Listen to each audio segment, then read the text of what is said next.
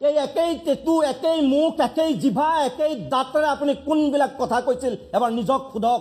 হিমন্ত বিশ্ব শৰ্মাই 21 চনৰ পিছত অসমত ৰাজনীতি নকৰে। মোৰ পাবলগীয়া হেৰাবলগীয়া একো নাই। কোনোবাই যদি কয় হিমন্ত বিশ্ব শৰ্মাই কিবা হোৱাৰ সপোন দেখি কৰিছে, এইখন মঞ্চৰ পৰাই কৈছো 21 চনৰ পিছত হিমন্ত বিশ্ব শৰ্মা ৰাজনীতিত থকাৰ প্ৰশ্ন উঠে। এজনো যদি নতুন মানুহ সোমাই প্ৰথমটো হিমন্ত বিশ্ব শৰ্মাই পদত্যাগ কৰিব। মইতো ক'লো না, মই একেবাৰে ৰিজাইন দি দিম যদি মই এটা কথাও মিছা কৈছো।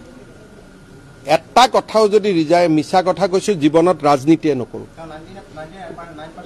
মই ক'লো নহয়, যদি এটা কথাও মই মিছা কৈছো, জীৱনত হিমন্ত বিশ্ব শৰ্মাই ৰাজনীতিয়ে নকৰে। ইয়াতকৈতো আৰু একো নালাগে। আৰু যদি একদম বেছি কৈ যায়, মই এনেকুৱা প্ৰতিজ্ঞা কৰি দিম যে মই ঘৰতে নাযাওঁ। আৰু যদি মই এটাও কথা মিছা কৈছো, জীৱনত মোৰ ঘৰতে মই নুসুমাওঁ। एकदम इन्होंने वक्त बदल दिया, जज्बात बदल दिए, जिंदगी बदल दी।